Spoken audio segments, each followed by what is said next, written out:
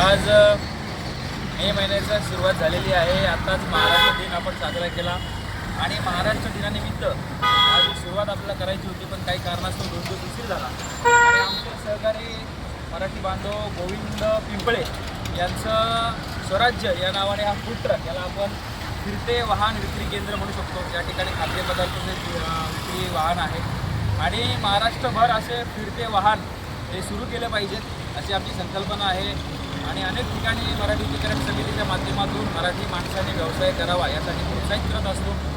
गेल्या अनेक वर्षामध्ये आपण जर या क्षेत्रामध्ये बदल पाहत असाल तर नक्कीच आम्हाला ते कौतुकास्पद वाटतं, कारण प्रत्येक मराठी माणूस रस्त्यावर उतरतो आहे आणि व्यवसाय करतो आहे. आज गोविंद यांनी हा एक मोठा ट्रक घेऊन आज त्याचं फिरती वाहन केंद्र म्हणून सुरुवात केलेली आहे. त्यांना मराठीकरण समितीच्या माध्यमातून खूप खूप शुभेच्छा, त्यांचं अभिनंदन.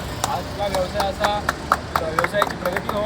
आपण एकच नव्हे तर असे 10 फूड ट्रक सुरू करावे असे आमची शुभेच्छा आहेत.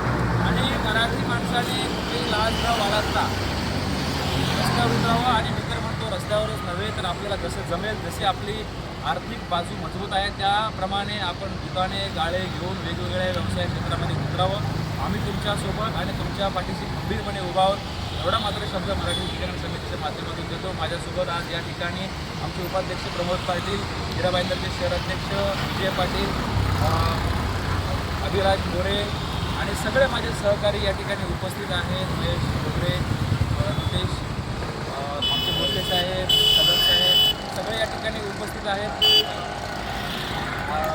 या ठिकाणी ज्या ठिकाणी माझ्या मराठीकरण समितीच्या शिलेदाराला देखील विनंती आहे की ज्या ठिकाणी मराठी माणसाला कोणी त्रास देण्याचा प्रयत्न करत असेल तर त्या ठिकाणी आपल्या शहरामध्ये खंबीरपणे उभं राहायला पाहिजे, त्यांच्यासोबत उभं राहायला पाहिजे. मराठी माणसाची आर्थिक बाजू मजबूत करणं हे आपल्या सगळ्यांचं कर्तव्य आहे.